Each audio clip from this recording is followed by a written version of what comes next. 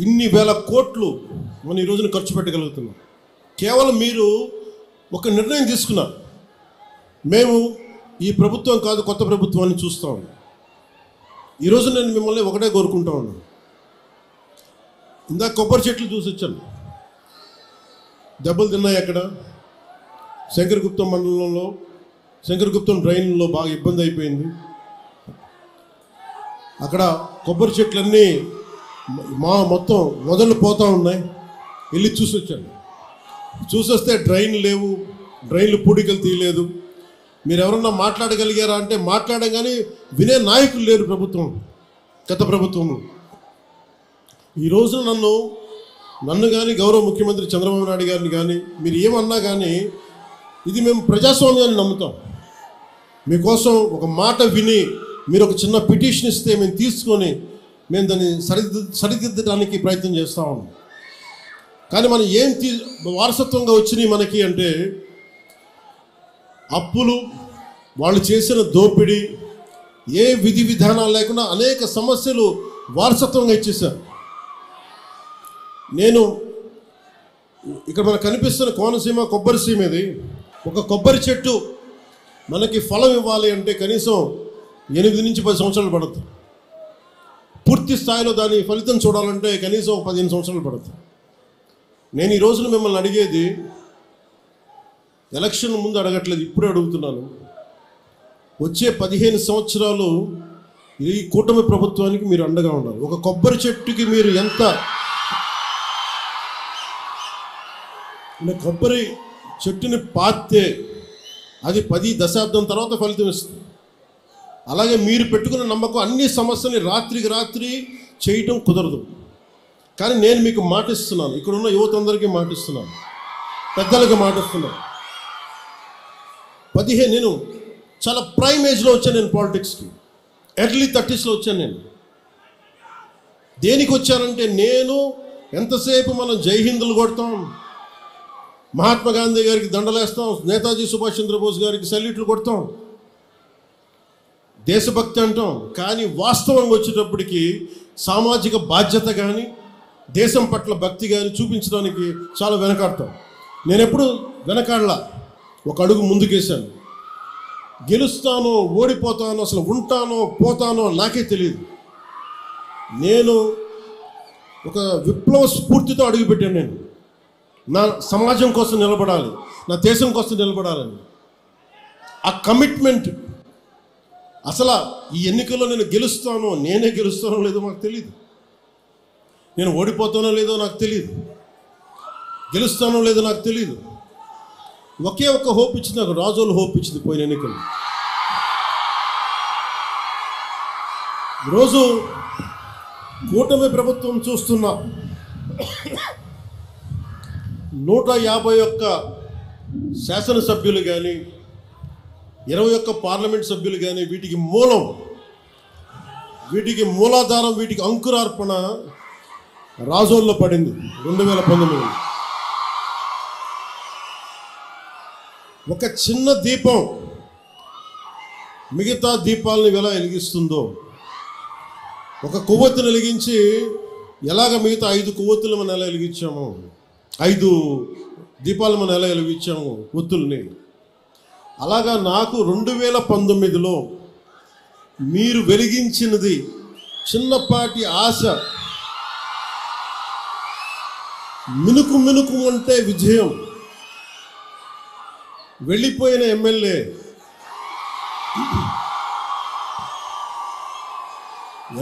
వెళ్ళిపోయినా ప్రజలు వెళ్ళాలి, మా అన్నదమ్ములు వెళ్ళాలి, మా ఆడపడుచులు వెళ్ళాలి, మా అక్క చెల్లెలు వెళ్ళాలి, మమ్మల్ని నిరంతరం చిరంజీవిగా ఉండని ఆశీర్వదించే పెద్దలు వదల్లా.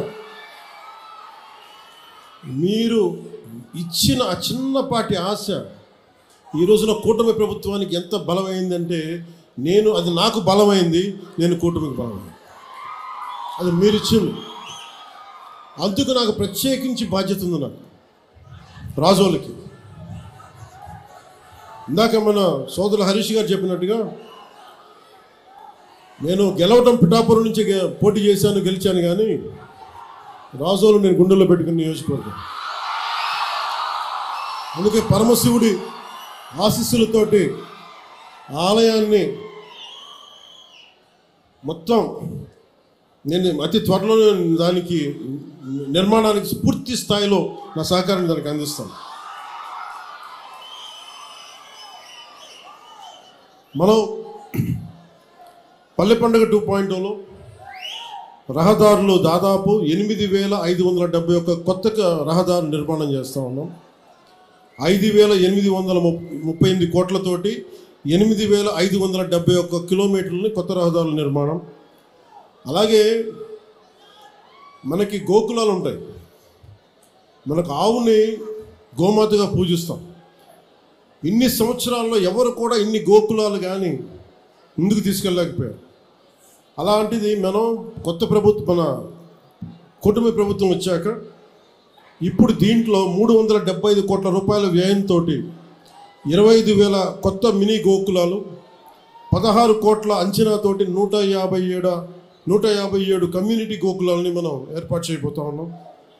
అలాగే 4 కోట్లు ఖర్చుతో 58 కిలోమీటర్ల మ్యాజిక్ డ్రైన్స్ని నిర్మాణం చేయబోతా ఉన్నాం. పంచాయతీ పరిధిలో 486 కోట్ల రూపాయలతోటి 15,000 కొత్త అభివృద్ధి పనులను చేయబోతా ఉన్నాం. అలాగే డిస్ట్రిక్ట్ పంచాయతీ రిసోర్స్ సెంటర్కి 148 కోట్లతోటి డిపిఆర్స్ మరియు గ్రామ పంచాయతీ భవనాలు నిర్మాణం చేస్తూ ఉన్నాం. అలాగే ఏషియన్ ఇన్ఫ్రాస్ట్రక్చర్ డెవలప్మెంట్ బ్యాంక్ నుంచి రుణ సహకారం తీసుకోవడంతో పాటు మహాత్మా గాంధీ జాతీయ ఉపాధి హామీ పథకం నిధులతోటి 15వ ఆర్థిక సంఘం నిధులతోటి ప్రధానమంత్రి గారి గ్రామ సడక్ యోజన, శాస్కి అంటే రాష్ట్ర మూలధన పెట్టుబడుల ప్రత్యేక సాయం వంటి పథకాల నుంచి దాదాపు 6,787 కోట్లు సమీకరించి పల్లె పండుగ 2.0 ద్వారా 13,326 గ్రామ పంచాయతీల పరిధిలో 53,382 పనులను చేపడుతున్నారు.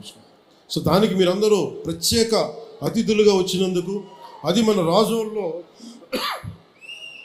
దీని ప్రారంభోత్సవం చేసేందుకు మీ అందరికీ మనస్ఫూర్తిగా మీకు ధన్యవాదాలు తెలుపుకుంటా ఉన్నాను.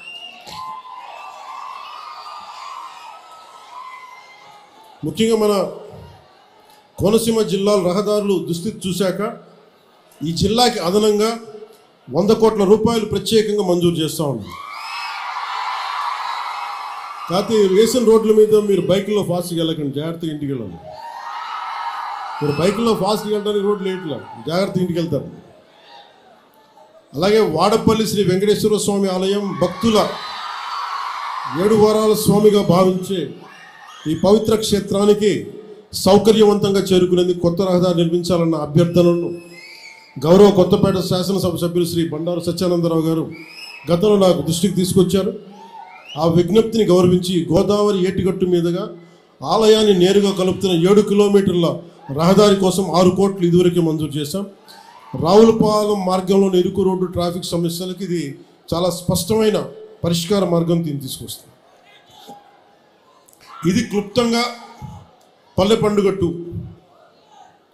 మనం భవిష్యత్తు గురించి మాట్లాడుకుందాం. ఈ రోజున కోనసీమ ఇది కేరళ లాంటి స్థాయి ఉన్న పర్యాటక శక్తి సత్తా ఉన్న ప్రాంతం ఇది కోనసీమ. ఇందాక రైతాంగంతో మాట్లాడతా, కొబ్బరి రైతాంగంతో వాళ్ళు చెప్పారు నాకు, ఈ మనకి పూడికలు తీయలేదు, దానివల్ల ఉప్పు నీరు ఇట్లాగ ఉండిపోయి కొబ్బరి చెట్లు మొదల దాకా పోతున్నాయి, ఏం చేయాలంటే నేను చెప్పాను దానికి కావాల్సిన 22 కోట్లు 23 కోట్లు ఖచ్చితంగా దాన్ని ముందుకు తీసుకెళ్ళి ఇచ్చేస్తాం. కానీ దానికంటే నేను ఆలోచిస్తుంది చాలా పెద్ద ప్లాన్ ఆలోచిస్తాను. మన కోనసీమ గురించి ఆలోచిస్తున్నాం. రైల్వే లైన్ ఒకటి ఉంది,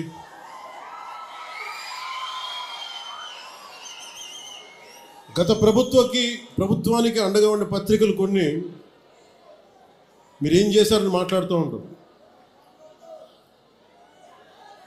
మేము మీలాగా దోచేయట్లా, మీలాగా ఎవరైనా పిటిషన్ ఇస్తే భయపెట్టట్లా, ఇన్ని వేల కోట్లు ఖర్చు పెడతా ఉన్నాం, అందరికీ సకాలానికి జీతాలు ఇస్తూ ఉన్నాం, మీరు ఇచ్చిన దానికంటే పెన్షన్లు ఇంకా బలంగా ఇస్తున్నాం, వికలాంగుల పెన్షన్లు బాగా ఇస్తున్నాం మీకంటే కూడా. వీటన్నిటి మధ్యలో ఛాలెంజ్ ఏంటంటే వీళ్ళు ఏది కూడా మీ దృష్టిలో పెట్టుకోవాల్సింది ముఖ్యంగా యువత. ఎందుకంటే నేను 2014లో 9లో మాట్లాడినప్పుడు చాలామందికి నేను మాట్లాడుతుంది ఎంతవరకు వాస్తవ రూపం దాలుస్తుంది. నేను పడికట్టు పదాలతో మాట్లాడే రాజకీయ నాయకుడు నేను కాదు, నాకు తెలియదు. నేను ప్రేమగా మాట్లాడతాను, గుండెల్లోంచి మాట్లాడతాను. నాకు 2 మాటలు నాకు తెలియదు. గొడవ పెట్టుకున్నా ప్రేమించిన ఒకటిలాగా ఉంటుంది. గొడవ పెట్టుకుంటే శత్రువు అనుకుని గొడవ పెట్టుకుంటాను, మళ్ళీ వెనక్కి వెళ్ళను. ప్రేమించిన నా ఇంట్లో వాడు అనుకుని ప్రేమిస్తాను. సో నేను మీకోసం నేను ఉన్నాను ఇక్కడ. చాలామంది మాట్లాడుతున్నారు ఈ మధ్యన విప్లవాలు వచ్చేస్తాయి, నేపాల్ తరహాలో, శ్రీలంక తరహాలో, బంగ్లాదేశ్ తరహాలో యువత రోడ్ల మీదకి వస్తారు, గొడవ చేస్తాను. ఈ దేశంలో చాలామంది కలలు కంటా ఉన్నారు. అలా చెయ్యాలి అంటే, అలా గొడవలు రావాలి అంటే అది ఎన్డీఏ ప్రభుత్వం కాదు. గత ప్రభుత్వం కనుక ఇంకొక సంవత్సరం ఉంటే ఖచ్చితంగా ప్రజలు రోడ్ల మీదకి వస్తారు. అలాంటి తిరుగుబాట్లు నడపడానికి మేము ఎప్పుడు సిద్ధంగా ఉండాం. అదృష్టవశాత్తు మన ప్రజాస్వామ్యం చాలా బలమైంది, మీ నిర్ణయం అమూల్యమైంది. కాబట్టి గొడవలు లేకుండా ఒక్క ఓటు అనే ఒక ఆయుధంతో మొత్తం ప్రభుత్వాన్ని మార్చేశారు. మీరు ఇప్పుడు మన ముందున్న బాధ్యత ఏంటి? మా ముందున్న బాధ్యత, నేను మీ భవిష్యత్తు కోసం ఆలోచిస్తున్నాను. మీకు ఎలాంటి ఉపాధి కావాలి, ఎలాంటి మీకు టాలెంట్ ఉంటే మీకు అద్భుతంగా ఉంటుంది. ఉదాహరణకి మన కోనసీమ వాతావరణం తీసుకుందాం. ఇక్కడ బ్యాక్ వాటర్స్ ఉన్నాయి. కేరళలో బ్యాక్ వాటర్ టూరిజం చాలా అద్భుతమైంది. ఎక్కడెక్కడో విదేశాల నుంచి ఆ పడవల్లో ఉండి అక్కడే వాళ్ళు వండుకొని వాళ్ళకి బోళ్ళంత డబ్బులు వస్తాయి అక్కడికి. దానివల్ల బోళ్ళంత ఉపాధి అవకాశాలు, బోళ్ళంత మనకి టూరిజం ఇన్కమ్. అలాగే తమిళనాడులో షూటింగ్కి తమిళనాడుకి వెళ్తారు, వద్దు అవసరం లేదు. మన కోనసీమ వస్తే అసలు కొబ్బరి తోపులు చూస్తే ఎంత అద్భుతంగా ఉంటుంది. ఇక్కడ ఈ అందాన్ని ఎక్కడన్నా కొట్టగలవా? తిరిగి సృష్టించగలవా ఈ అందాన్ని? సో దీన్ని సినిమాల ద్వారా కానీ, అంటే ఎన్ని అవకాశాలు ఉన్నాయి అంటే మనం చేసుకోవడానికి కోనసీమకి ఇన్ని అవకాశాలు. అలాగే యువతగా పిచ్చి తెగింపు ఉంది మీ దగ్గర. ఏం తెగింపు ఉంది? మీరు పట్టుకున్న జెండా కర్ర అది ఒక తుపాకీలాగా అయిపోతుంది మీ చేతుల్లో. ఆ కనిపించే జెండా కర్ర ఒక బాణాకర్ర అయిపోద్ది. మీకు ఇవ్వగలిగేది ఏంటి ప్రభుత్వాలు? మీ భవిష్యత్తు కోసం మీకు ఎలాంటి మీకు స్కిల్స్ ఇవ్వాలి? మిమ్మల్ని ఏ స్కిల్ మీకు ఇస్తే మీరు అద్భుతంగా తయారవుతారు. అంతేగాని కూర్చోబెట్టి, నేను కోరుకుంటాను ఒకటే, ఒక దేశం తాలూకు నిజమైన డెవలప్మెంట్ ఎప్పుడంటే వెల్ఫేర్ స్కీమ్స్ తగ్గి ఉపాధి అవకాశాలు పెంచగలిగితే ఆ దేశం నిజమైన అభివృద్ధిలోకి వెళ్తుంది. ప్రస్తుతానికి మనం ఇస్తున్న వెల్ఫేర్ స్కీమ్స్ అన్నీ ఉండాలి, కానీ నిజమైన అభివృద్ధి ఎట్లా అంటే వెల్ఫేర్ స్కీమ్ అవసరం లేని పరిస్థితిలో అత్యంత తక్కువ శాతం ప్రజలు ఉన్నారు. ఎక్కువ శాతం ప్రజలు వాళ్ళ స్వయం శక్తి మీద, వాళ్ళ కాళ్ళ మీద వాళ్ళు నిలబడగలిగే సత్తాని ప్రభుత్వాలు కానీ పాలసీలు, పబ్లిక్ పాలసీల ద్వారా కానీ తీసుకురాగలిగితే అది నిజమైన అభివృద్ధి. నారా చంద్రబాబు నాయుడు గారి నాయకత్వంలోని కూటమి ప్రభుత్వం, ప్రధానమంత్రి గారి నాయకత్వంలోని కూటమి ప్రభుత్వం ఆ దిశగానే ఆలోచిస్తూ ఉంది. వెల్ఫేర్ స్కీమ్స్ ఉంటాయి. వెల్ఫేర్ స్కీమ్స్తో పాటు అసలు వెల్ఫేర్ స్కీమ్ పరిస్థితుల్లో కంటే కూడా అభివృద్ధిని ఎలా చేయాలి, మనం ఏ రకంగా తీసుకెళ్ళాలి, ఏ రోడ్లు, నేను ఏ మూలకెళ్ళండి రోడ్డు మీదకి వచ్చినా, ఏ మూలకెళ్ళినాక నన్ను అడిగేది ఒకటే. మొన్న ఏదో ఏ ఊరు వెళ్ళాం, మొన్న ఏ ఊరు వెళ్ళాం, మన ఐఎస్ఐ జగన్నాథపురంలో పశ్చిమ మన ఏలూరు వెస్ట్ గోదావరి వెళ్తే ఒక ఆడపడుచు బిడ్డను తీసుకొని గొడవ పడతా నా దగ్గరకు వచ్చి, అసలు పోలీసుని అందరినీ నెట్టి నా దగ్గరకు వచ్చి అదేదో ఇస్తుంటే ఫైన్ నాకు, అంటే నాకు ఇబ్బంది ఎలా ఉంటుందంటే ఒకసారి నాకు బయట ఏం జరుగుతుందో అర్థం కాదు. బయటికి వద్దాము రోడ్లో నుంచి అంటే, బండిలో నుంచి అంటే ఒకవైపు మీద పడే మన అభిమానం, ప్రేమ అభిమానం, నేను బయటికి రాలేవు. వీటి మధ్యలో చాలామంది పిటిషన్ ఇస్తూ ఉంటారు. నేను తీసుకోలేక కాదు, నాకు అది పొగరు కూడా కాదు, నాకేం నిస్సహాయత. ఒకవేళ పాపం సెక్యూరిటీ వాళ్ళు కూడా అందరూ చూస్తూ ఉన్నారు, వాళ్ళు కూడా 100 మందిని తోయగలరు, 500 మంది వస్తే వాళ్ళు కూడా ఎక్కడ తోస్తారు? ప్రధానమంత్రి గారు ఎస్పీజీ చేతులు ఎత్తేస్తారు ఒకసారి. మీరు దయచేసి రావద్దని కోరుకుంటున్నాం. మీరు రాకపోతే మాకు చాలా సంతోషం, కానీ ప్రధానమంత్రి నన్ను కోరుకుంటారు రమ్మని చెప్పి అందరూ తప్పదు. కానీ మొన్న ఐఎస్ జగన్నాథపురం వెళ్తే ఒక ఆడపడుచు కూర్చొని రోడ్డు అందరితో మనకి కొట్లాడి పోట్లాడి, నేను ఇంకా ఆవిడ పరిస్థితి చూసి ఆపాను. ఇవ్వండమ్మా అంటే ఆవిడొచ్చి ఒకటే అడిగింది, అన్న మాకు రోడ్డు లేదన్నా ఇక్కడ. ఒక ఆడపడుచు వచ్చి బిడ్డని సంకనెత్తుకొని అడుగుతుంది, రోడ్డు అడుగుతుంది, ఇన్ఫ్రాస్ట్రక్చర్ అడుగుతుంది అమ్మాయి. కనీసం రోడ్డు వేయండి మాకని. నాకు ఇచ్చి ఒక 2000 పెన్షన్ ఇమ్మని అడగట్లేదు ఆవిడ, నా బిడ్డకి ఉచిత చదువు ఇమ్మని అడగట్లే. కానీ ఏమడుగుతుందంటే ఒక రోడ్డు వేయండి అన్నాను. అంటే రోడ్డు అనేది ఎంత కీలకమైందంటే ఈ పల్లి పండుగ నేను అంత కమిటెడ్గా నేను చేస్తున్నాను. నిధులు లేకపోయినా, రకరకాల మనకి ఒత్తిళ్ళు ఉన్నా కానీ, పాపం ఎన్ని ఒత్తిళ్ళ మధ్య మన ముఖ్యమంత్రి గారు ఉన్నా నేను వెళ్ళి నాకు ఏం చేస్తారో తెలియదు, నాకు రోడ్లు వేయాలి, రోడ్ల మీదకి వెళ్ళలేకపోతున్నాం మేము. మన కమిట్మెంట్ ఇది. అంటే పాప కింద పడి తర్జనలు పడి పాపం ఈరోజు మనకి ఇన్ని కోట్లు ఇవ్వగలుగుతున్నాం, అంటే కేంద్ర ప్రభుత్వం కానీ రాష్ట్ర ప్రభుత్వం కానీ. అంటే ఇవన్నీ ఎందుకు చెప్తున్నానంటే, మనం సగటు మనిషి కోరుకుంటుంది డెవలప్మెంట్ కోరుకుంటున్నాడు. నాకు నా సొంత కాళ్ళ మీద నిలబడగలిగే స్వశక్తిని నాకు ఇవ్వండి, నాకు అది మాకు ఇవ్వండి, మాకు ఇవ్వండి అని కోరుకుంటున్నాను. నేను ఆ దిశగా నేను ఆలోచిస్తున్నాను. ఎందుకంటే ఎంతసేపు చేపలు పట్టి కూడా నేర్పించాలి, కానీ చేపలు ఇవ్వడం ఒక్కటే సరిపోదు. కొన్నిసార్లు అవసరం, కొంతమందికి అవసరం. దివ్యాంగులు ఉంటారు, వాళ్ళు పనులు చేసుకోలేరు. కానీ దివ్యాంగుల్లో కూడా ఎంత గొప్ప వాళ్ళు ఉన్నారంటే, మన పిఠాపురంలో వెళ్తే పెన్షన్ ఇస్తే ఆవిడ తిరిగి వచ్చి, అన్న దీన్ని ఎవరికన్నా ఇంకొక లేని వాళ్ళకి ఇవ్వండి అని చెప్పి దివ్యాంగురాలు ఒక ఆవిడ వచ్చింది. అంటే ఈ స్థాయిలో ఉన్నారు మనుషులు, ఇంత గొప్పవాళ్ళు ఉన్నారు. సో నేను కోరుకుంటుంది, మీకు బలమైన భవిష్యత్తు ఇవ్వడానికి నేనున్నాను. మీకోసం మీ ఆశలు, మీ కోరికలు, మీ ఆశయాలు, మాకు భవిష్యత్తు కావాలి, ఉపాధి కావాలి, పరిశ్రమ రావాలంటే మాకు స్కిల్ డెవలప్మెంట్ కావాలి. స్కిల్ డెవలప్మెంట్ కావాలంటే ఏదైనా చదువుకోవాలి. లేదంటే నేను ఎదిగిపోయాను కానీ నాకు చదువుకోవడానికి లేదంటే మీకు నైట్ టైమ్స్ ఉండే, మీకు రాత్రుల పూట వయోజన విద్యలు ఏదైనా ఉన్నాయేమో, ఇప్పుడు స్కిల్ అప్గ్రేడేషన్ ఏదైనా కావాలేమో. ఇలాంటివన్నీ ఆలోచించడానికి it takes a lot of time, చాలా సమయం అవసరం పడుతుంది. మీరు బైకుల మీద, రోడ్ల మీద మీరు యాక్సిలేటర్ ఇస్తూ ఉంటే నాకు ఏమర్థమో తెలుసో, నాకు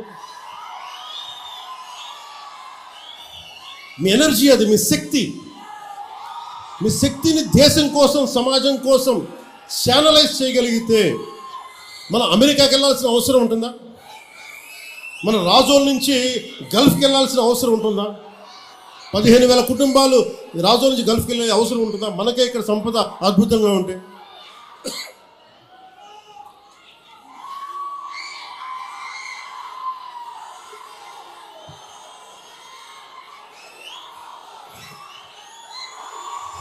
ఇవన్నీ నేను కోరుకుంటున్న భారతదేశం, స్వయం శక్తి మీద నిలబడే భారతదేశం, ఎవరికి తలవంచని యువ భారతం నేను కోరుకుంటున్నాను. ఏ దేశానికి తలవంచని యువ భారతం. మీలో ఉన్న నిగూఢమైన శక్తిని, మీలో ఉన్న అణగారిన శక్తిని బద్దలు కొట్టి బయటికి తీసే నాయకత్వం కావాలి ఇక్కడ. ఆ నాయకత్వం ఈరోజు మీరు ఇచ్చారు. మీరు కుటుంబ ప్రభుత్వం దగ్గర మీకు అండగా నిలబడ్డారు. లా అండ్ ఆర్డర్ ఒకటి. గంజాయి, నేను గంజాయిని చూస్తూ ఉంటాను. గంజాయి ఎందుకు తాగుతారు? హై కావాలి వాళ్ళకి, ఏదో సాధించాలని. యువతకు నేను ఇదే చెప్తున్నాను, జెన్జీ యువతకి. గంజాయి మత్తులో మీరు వెళ్తున్నారు అని చాలా మీరని కాదు, జస్ట్ చేసేవాళ్ళకి చెప్తున్నాను. మీరు get in to martial arts నేర్చుకోండి. కొట్లాడి బాక్సింగ్ నేర్చుకుని తిరగండి, పరిగెట్టండి. మీకు going to some kind of sports. అప్పుడు హై తెలుస్తుంది మీకు. గంజాయి మత్తుల్లో, మాదక ద్రవ్యాల్లో ఉండదు. చాలా ఫ్రస్ట్రేషన్స్ ఉంటాయి మీ అందరికీ. నాకు ఫ్రస్ట్రేషన్స్ ఉండే 20s. నేను దాన్ని ఛానలైజ్ చేశాను. మార్షల్ ఆర్ట్స్కి వెళ్ళాను.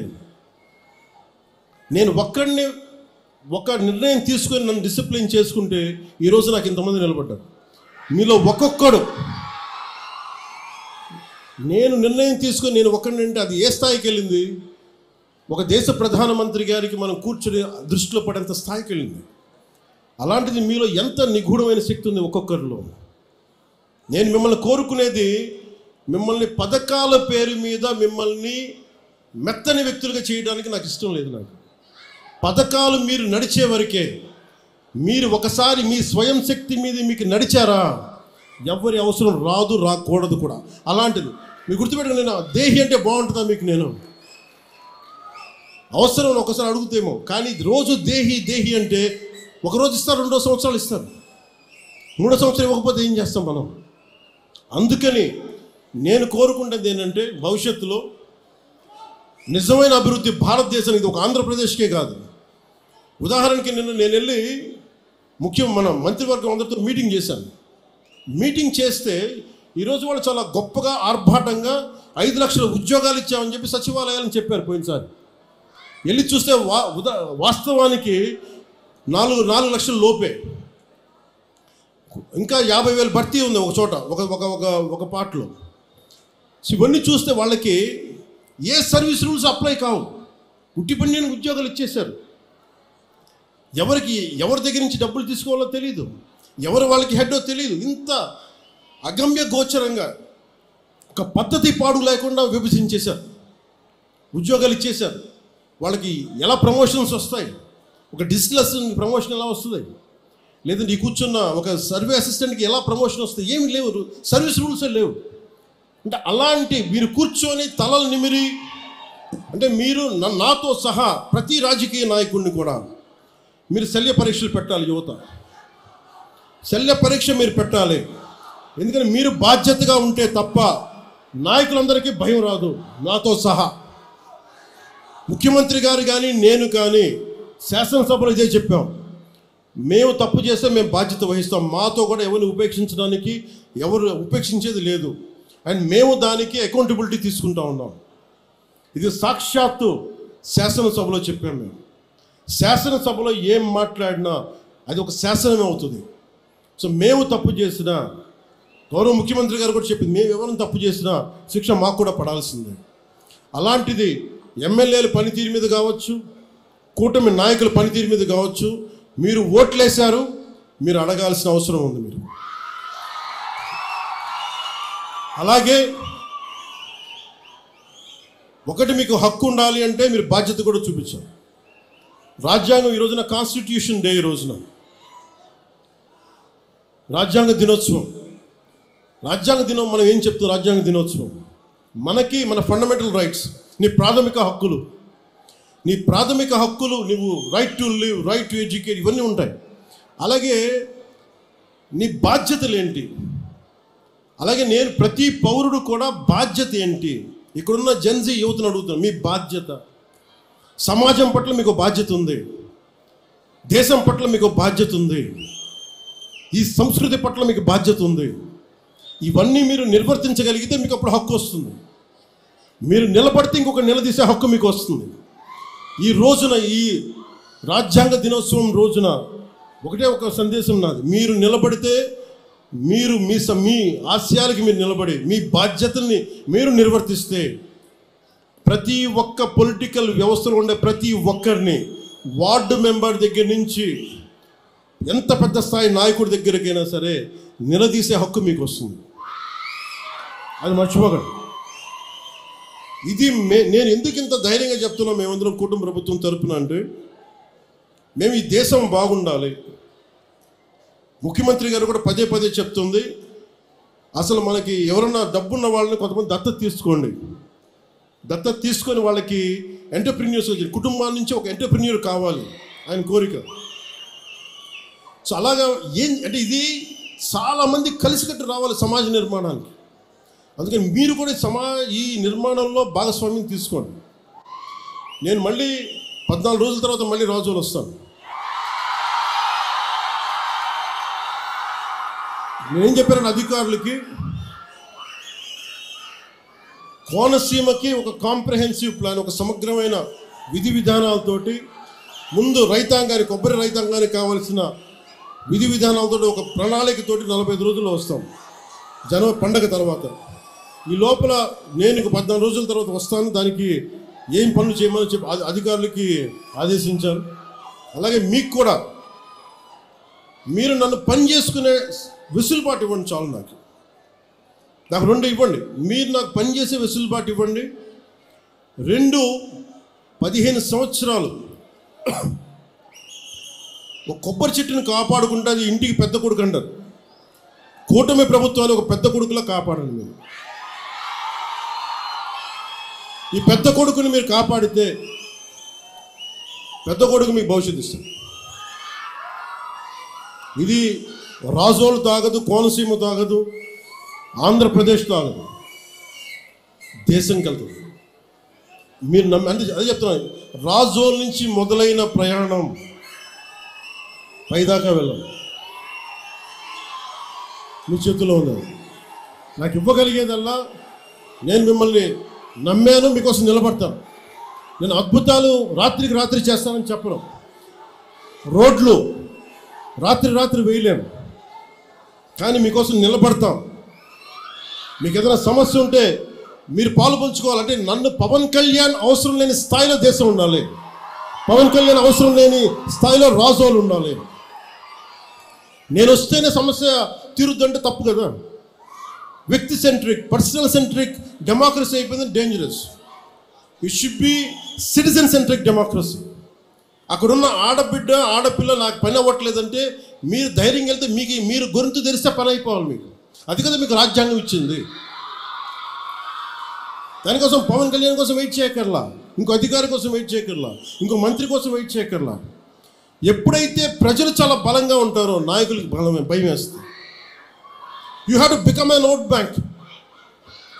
చూడండి, గత ప్రభుత్వం మళ్ళీ ఏం మాట్లాడుతున్నారు, మేము భవిష్యత్తు ఇవి చేస్తాం అన్నారు. మీకు 5 సంవత్సరాల సమయం ఇస్తేనే మీరు ఏం చేయలేకపోయారు, రాష్ట్రాన్ని ఇంత అస్తవ్యస్తంగా చేశారు. ఇంకొకసారి మీరు వస్తే ఏం జరుగుద్ది? అదే వద్దని చెప్పి మేము ప్రజలు పక్కన పెట్టారు. ఈ రోజుకి వాళ్ళు తీరుతీరుని మార్చుకోవట్లేదు. చాలా తక్కువ సార్లు గత ప్రభుత్వం గురించి మాట్లాడతారు. వాళ్ళు ఈ రోజుకి వాళ్ళ బూతులు మారట్లేదు, వాళ్ళ బుద్ధులు మారట్లేదు. నేను ఇంకా మీరు సామాజిక మాధ్యమాల్లో తిడుతూనే ఉన్నారు. మళ్ళీ ఇంకొకసారి హెచ్చరిస్తున్నారు. పిఠాపురంలో ఒకసారి చెప్పాను మీకు, మళ్ళీ మీరు కూర్చొని పాత పద్ధతిలో కనుక మళ్ళీ నాయకులు మళ్ళీ మీరు పిచ్చి ప్రలాపనలు చేస్తే పర్యవసానాలు చాలా తీవ్రంగా ఉంటాయి, గుర్తుపెట్టుకోండి.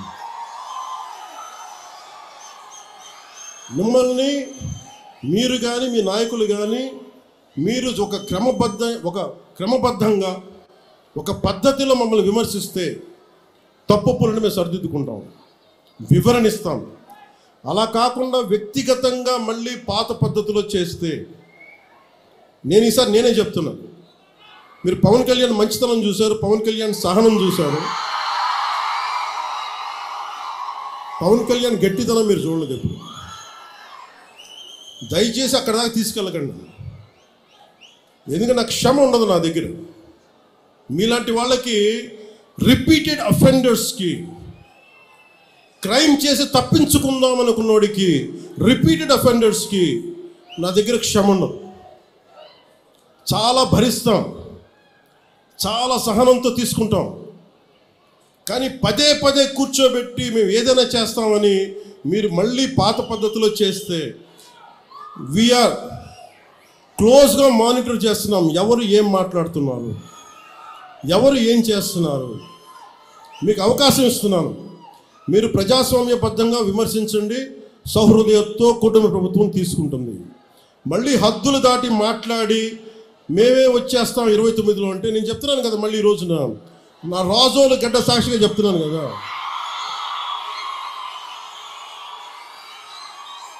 నా రాజోలు గడ్డ సాక్షిగా చెప్తున్నాను.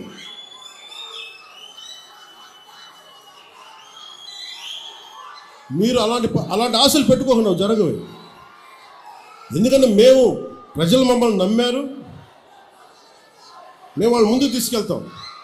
నేను మీ చేత మీ ఏ సమస్య ఉన్నా కానీ మనందరం కూర్చొని ఇందాక ఉదాహరణకి మన ఆటో డ్రైవర్ సోదరులు ఒక సమస్య చెప్పారు, మాట్లాడుతాం దాని గురించి. ఓకే, సమస్య ఏముంది, కూర్చోబెట్టి మాట్లాడి, ప్రజాస్వామ్యం ఉంది అదే కదా. ఒక సమస్య ముందుకు వస్తే మనం వింటాం, దానికి ఎలా పరిష్కార మార్గం వెతుకుతాం. అందరం కలిసికట్టుగా దేశాన్ని సమాజాన్ని నిర్మిద్దాం. అంతేగాని క్రిమినల్ యాటిట్యూడ్ తోటి ఎవరు వచ్చినా కానీ, అది నా పార్టీ జనసేన పార్టీలో ఉన్నా కానీ, కూటమి పార్టీలో ఎవరున్నా కానీ, ప్రజాస్వామ్యాన్ని గౌరవించిన నాయకులు ఎవరైనా సరే, నా సొంత పార్టీలో మన సొంత పార్టీలో ఉన్నా సరే, జనసేనలో ఉన్నా సరే నేను ఉపేక్షించను. అలాంటి నాయకుల్ని, అలాంటి వ్యవహారం నడిపేవాళ్ళు నేను వదులుకోవడానికి సిద్ధంగా ఉన్నాను తప్ప, నన్ను ప్రేమించే జనాన్ని వదులుకోవడానికి నేను సిద్ధంగా లేను. నేను ఇంత స్పష్టంగా నా మైండ్లో కానీ నా గుండెల్లో కానీ ఉన్నాయి. ఎందుకంటే